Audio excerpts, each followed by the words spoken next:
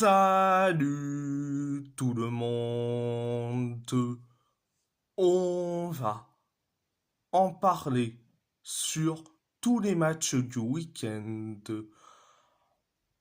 On va commencer par le PSG. Le PSG a gagné face à Toulouse 3-0. Un but de Joao Neves, un but de Lucas Beraldo et un but de Vitinha. Première période, ça a été bien. Ça a été bien, voire ultra bien quand même. On s'est créé quelques occasions. Bah, on a eu la possession de balle, mais on s'est créé des occasions, notamment le corner de Dembélé euh, qui a fait jusqu'à Skriniar. Skriniar qui te fait une passe à Beraldo, mais Beraldo tire à côté, notablement. Donc, après, tu as l'occasion de Zahir Emery captée par Guillaume Rest. Et après, le coup de chance est arrivé. C'est le centre de, de Hakimi vers Joao Neves. Et Joao Neves marque le but du 1-0. Donc, c'était la première période. À part ça, ça a été bien. La première période. La deuxième période. La deuxième période. Ça a été ça a été bien, mais sans plus. Certes, tu as eu l'occasion de Ashraf Hakimi, mais ça a été capté par Guillaume Rest. Mais Toulouse se montre aussi dangereux. Notamment la passe loupée de Zahir Emery vers Babika, mais Babika a juste tiré, mais heureusement que Safonov est là. Et Safonov a fait aussi une double parade sur les deux tirs de Magri. Et après, coup de chance, coup de poker, eh bien, c'est le but de Lucas Beraldo, résultat 2-0. Et après le 2-0, quelques minutes plus tard, dans les temps additionnels de la deuxième période, c'est Vitinha qui marque le 3-0. Donc, c'était la deuxième période. À part ça, c'est tout. On va parler de Wolverhampton. Wolverhampton a gagné, a gagné face à Fulham 4-1. Un but d'Alex Iwobi pour Fulham, un doublé de Mateus Cunha, un but de Joao Gomez et un but de Gonzalo Guedes pour les Wolves ou Wolverhampton si vous voulez. Première période, ça a été bien mais sans plus. Certes, Fulham s'est créé plus d'occasions, notamment l'occasion de Raúl Jiménez captée par la barre transversale.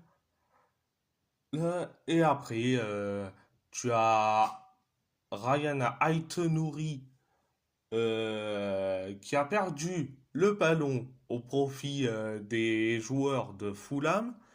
Mais heureusement que le centre a été limite loupé.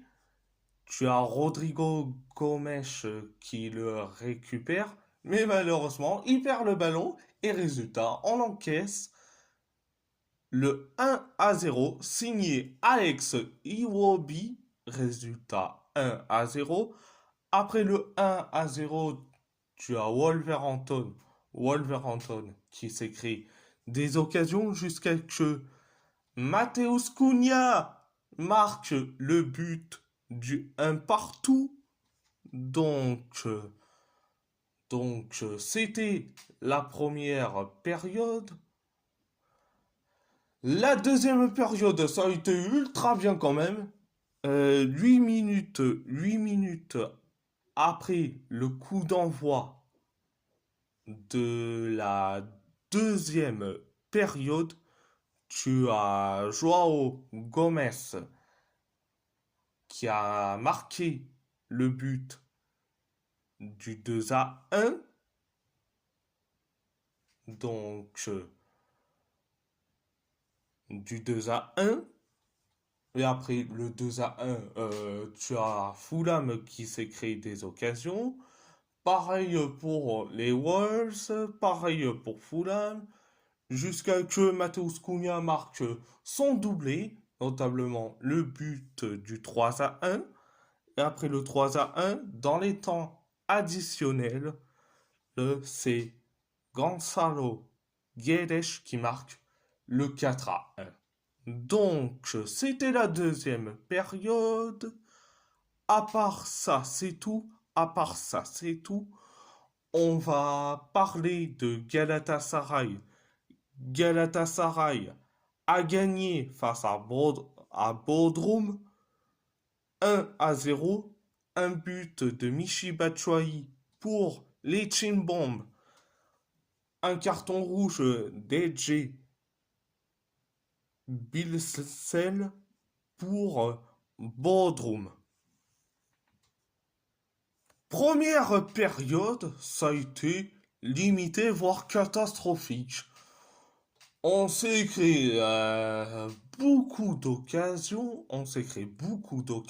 Pareil pour Bodrum qui s'est créé, certes, quelques occasions, mais sans plus. Mais bon, on s'est créé quelques occasions, mais après, je vais donc en reparler du carton rouge de Bilsel. Donc je dirais franchement, euh, je dis franchement, ce n'est pas du tout mérité, carrément. En- J'ai vu la faute de Bilsel sur Torreira. Franchement, il n'y a pas eu du tout faute, je suis désolé. Et donc, mais bon, on fait avec. Malheureusement, les arbitres sont malheureusement incompétents. Incompétents. Donc, c'était la première période. La deuxième période, c'est bien, mais sans plus. C'est bien, mais sans plus. Euh, 9 minutes après le coup d'envoi de la deuxième période, tu as Michy Batshuayi qui marque le but du 1-0. Mais après le 1-0 signé Batshuayi, on s'est créé un nombre d'occasions, notamment, certes, je vais me marrer de rire, mais quand même, l'occasion d'Hakim Ziyech. Je suis désolé. T'as Osimhen qui te fait, euh, qui court directement et qui te fait la passe à Ziyech, mais Ziyech, au lieu de marquer, non, non, non. Il tire, mais il tire au-dessus des cages, comme si c'était une pénalité au rugby. Donc, mais après, on s'est créé des occasions par-ci, par-là. Après, après tu as Bodrum qui s'écrit aussi des occasions, notamment l'occasion sur le poteau, de Muslera, carrément. Sur le poteau, un décage de Muslera, mais bon, c'était la deuxième période. C'était la deuxième période. À part ça, c'est tout. On va parler de l'AS Roma. L'AS Roma a perdu face au Napoli 1-0. Un but de Romelu Lukaku. Première période, ça a été bien, mais sans plus, mais voire un peu limité quand même. Euh, Tu as le Napoli qui s'est créé un nombre d'occasions comme pas possible. Les occasions de Politano et puis Kvaratskhelia carrément. Bon, la Roma aussi s'est créé quelques occasions, notamment l'occasion de Pellegrini, le tir cadré de Pizzili, heureusement, quand même. Mais bon, c'était plus d'occasions du côté napolitain que du côté romaniste. Mais bon, c'était la première période. La deuxième période, 9 minutes après le coup d'envoi de la deuxième période, Lukaku marque le but du 1-0. Carrément. Et bon. Et après, on s'est créé quelques occasions, notamment l'occasion de Dovbyk. L'occasion de Dovbyk de la tête, mais il te tire carrément au-dessus des cages, le tir de la tête carrément. Mais après, t'as le Napoli qui s'est créé quelques occasions, mais sans plus.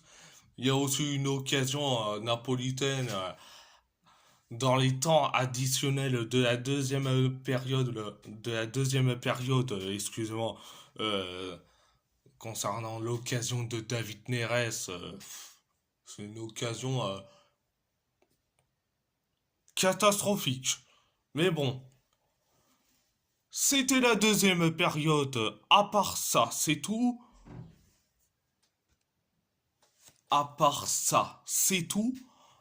On va parler du FC Porto. Le FC Porto a perdu face à Moreirense au quatrième tour de la Coupe du Portugal, 2-1. Un but de Pepe Aquino pour les Portistas, un but de Luis Enelavo et un but sur penalty d'Alan Souza pour Moreirense. Première période, ça a été bien mais sans plus. Ça a été bien mais sans plus. Ça, t'as eu des occasions de la part du FC Porto. On s'est créé beaucoup d'occasions, pareil pour Moreirense. Mais c'est nous qu'on s'est créé le plus d'occasions. Mais bon, jusqu'à que Pepe Aquino marque le but du 1-0. Donc je me suis dit que enfin on va souffler après les deux défaites honteuses face à la Lazio et face à Benfica. Donc je me suis dit qu'on va souffler. Mais non. Mais non. 6 minutes plus tard, tu as Luis Enelavo marque le but de l'égalisation. Un partout. Donc, c'était la première période. La deuxième période, on a été catastrophique, carrément. On a été catastrophique. Ah. Moreiren s'écrit une occasion pareille pour nous, le FC Porto, on s'écrit quelques occasions, mais sans plus, jusqu'à que Francisco Moura touche le ballon de la main sur la surface de réparation. Résultat, penalty pour Moreirens. Et Alan Souza marque le deuxième but.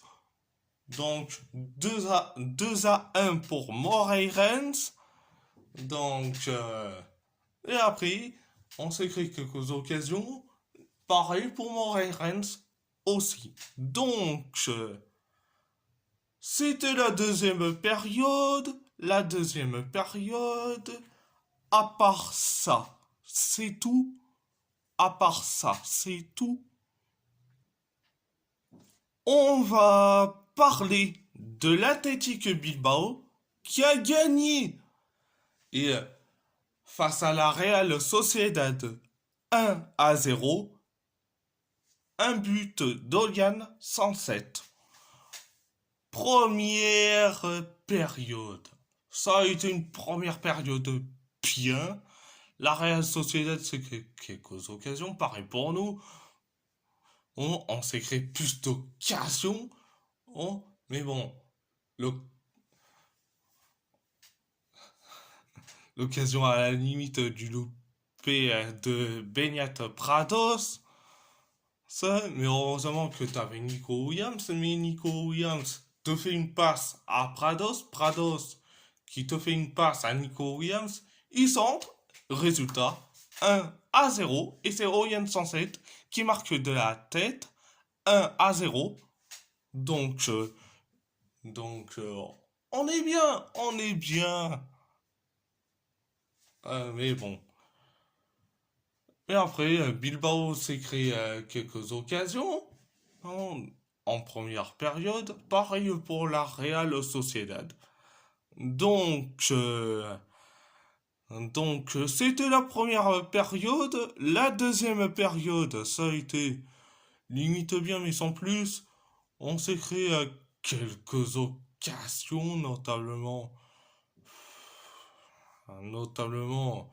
j'ai eu l'occasion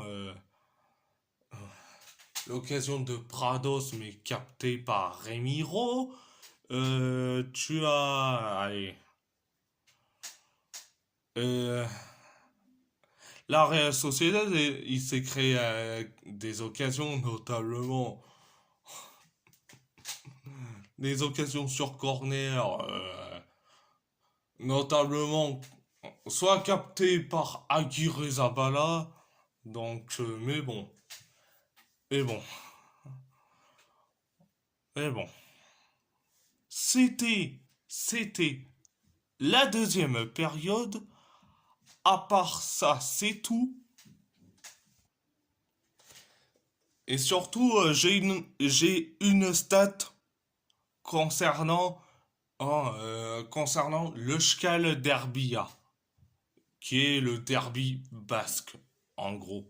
Euh, L'Athletic Bilbao a gagné 2 fois à San Mamés sur l'année civile. Sur l'année civile. Donc, depuis 2005, carrément. Depuis 2005. Donc, voilà, on a créé l'exploit de gagner 2 fois sur l'année civile à San Mamés. Donc,